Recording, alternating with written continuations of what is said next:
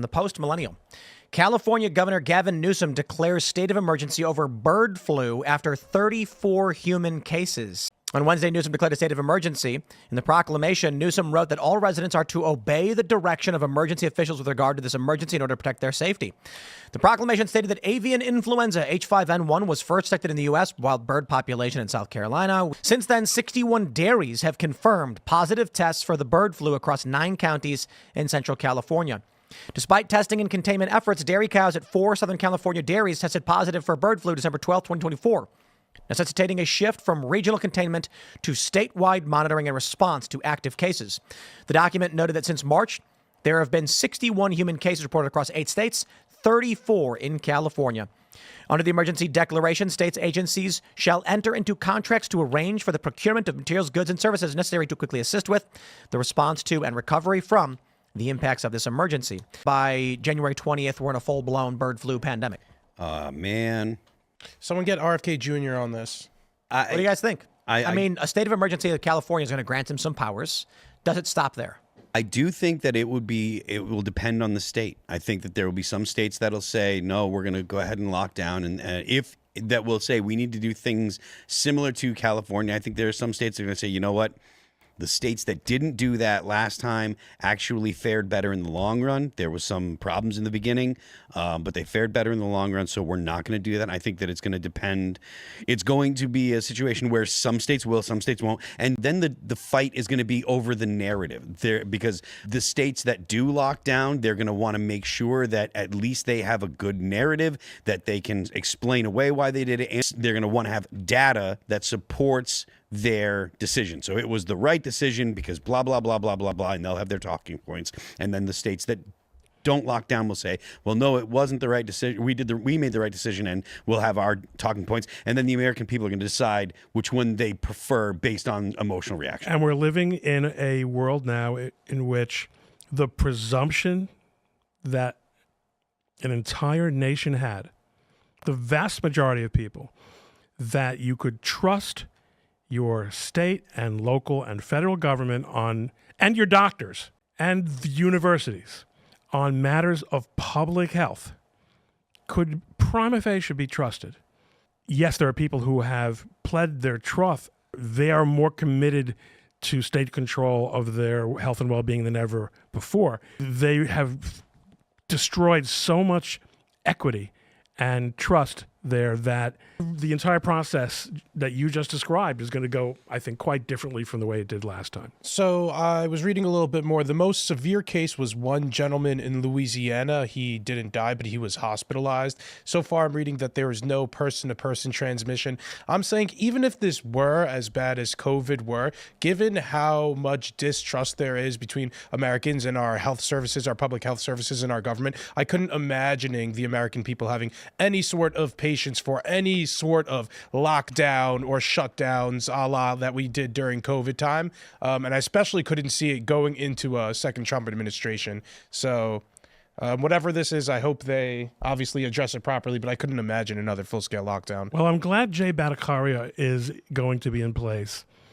Every year we have these bird flu scares. Right, that's right, for many years running. So far, it's relatively contained, and hey, we need something to fearmonger around. So I guess that's being widely reported. It's hard to know when stories are actually just a short attention span civilization, like society. We're looking for things to report on. This scares us because of the past pandemic. But if there was a bigger if there was, say, like a nuclear strike from Russia in Ukraine, no one would be talking about this.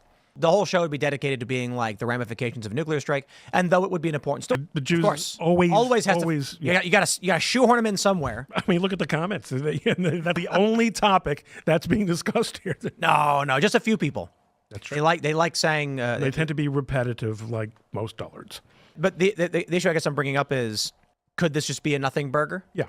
I think we're heading towards the holidays. People are seeing stuff in the sky where you think we're being visited by UFOs. You know, I don't know. Somebody got sick, so now we're trying to fearmonger a little bit. So those 34 yeah. human cases is nationwide. No, that's 61 nationwide, 34 in California. You know that song where it's like, can we pretend that airplanes in the night sky are like shooting stars? I had this idea for a joke where, can we pretend that airplanes? I want to take it and then just AI Haley Williams' voice. So she says, can we pretend that the airplanes in the night sky are like drones? And then just be It like, should be just monotone drones. drones. I think it's funny. It's like somebody thinks they see an airplane. They're like, oh, let me go send my drone up to go check this out. The neighbor sees it. It's like, oh, crap. I think there's a drone in the air. I think I need to send my drone up to go check this one out. So let me just be clear. I live in a part of New Jersey that is situated I didn't know you lived in between New Jersey. Thank you. Between Newark. handle this. I don't live in the oil refinery. Believe me, there are places in New Jersey that you would be very happy to retire to. Atlantic City. That would not have been my first choice. Jersey Shore. Anyway, I'm right basically between Teterboro Airport and Newark Airport. Oh, okay. So we're used to the sounds of all kinds of aircraft. I can tell you in the last week, I heard it. There were weird sounds, and people, friends of ours, did see low-flying craft in the nighttime skies of New Jersey. That's all I know. And you know what? Were they big? They were big, like car size. Really? Yeah.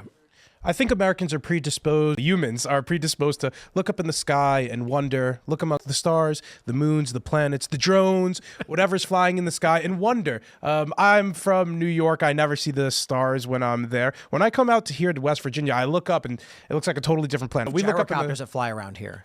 there's stuff in the So, air. And like with the Potomac River, there's gyrocopter tours. And so we see weird low-flying car-sized things just like zoom past all the time.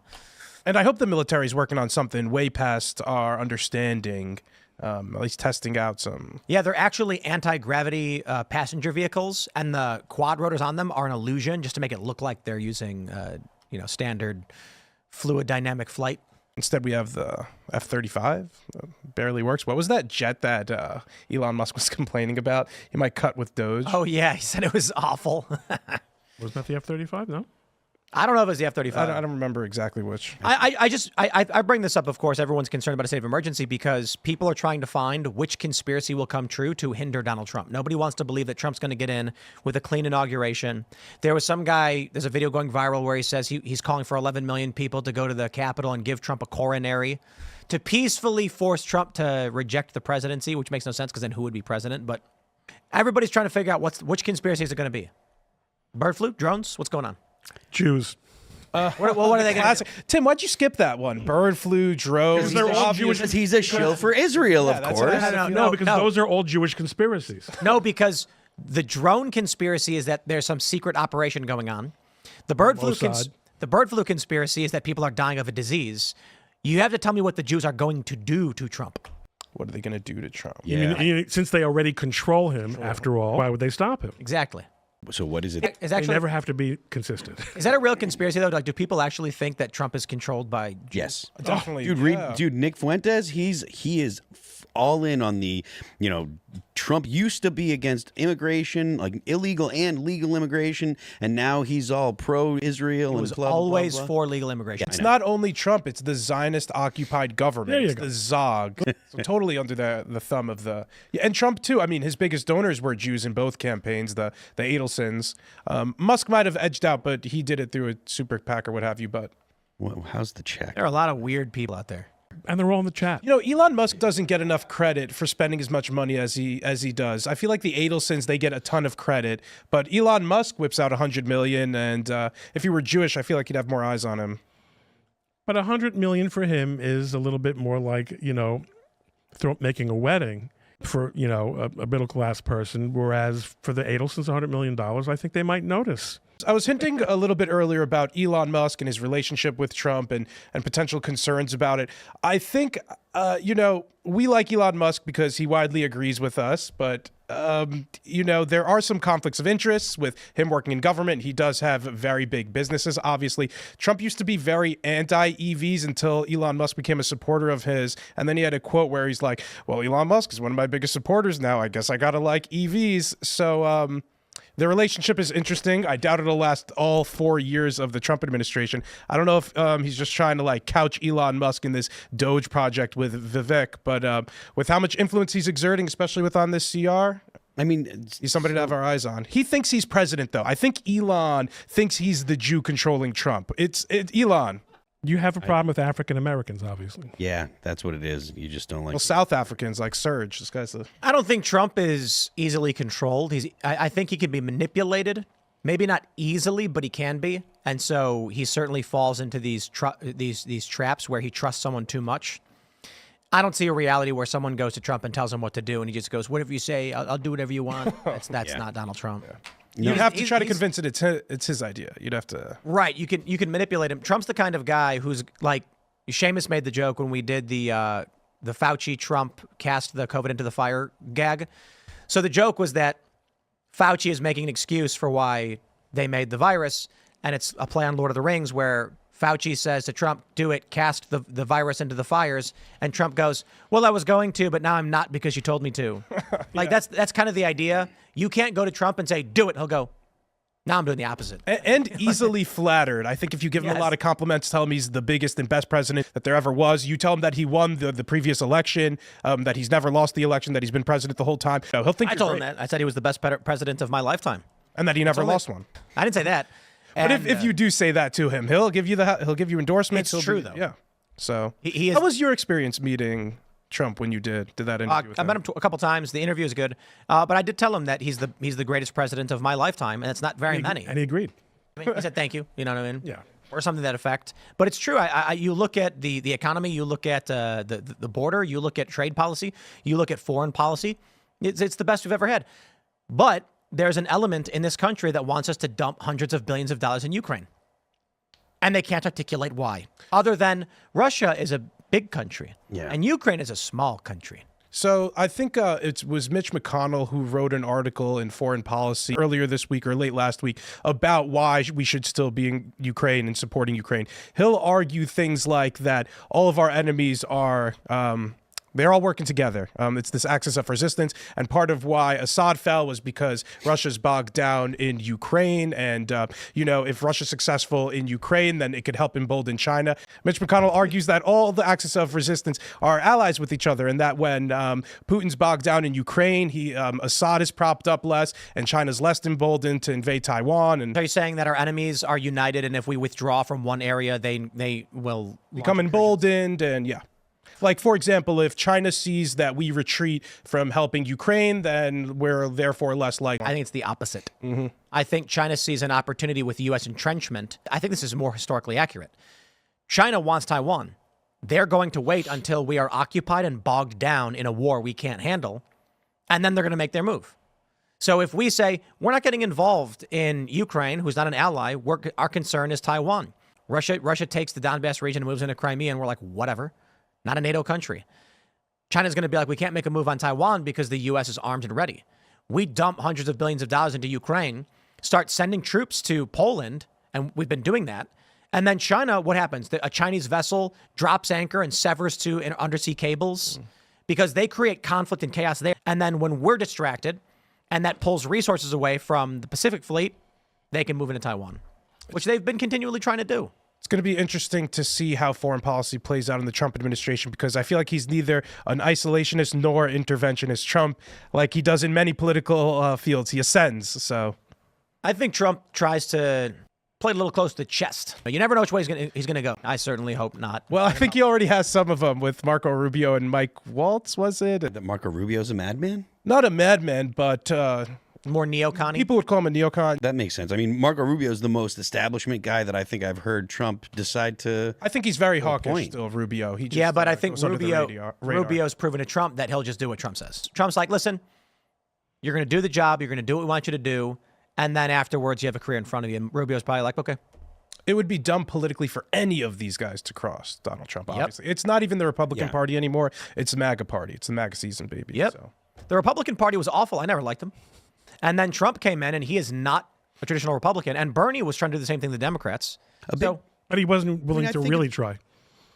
When push came to shove, Bernie backed down every single time. Bernie is a spineless coward.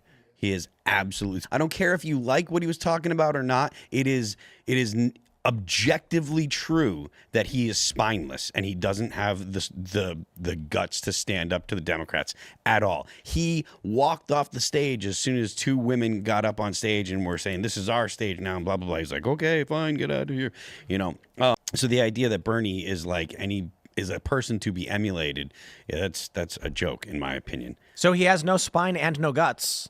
What consists of his body? I imagine I imagine that he has like a carapace. That it is kind of his torso is actually a carapace. He's a bug.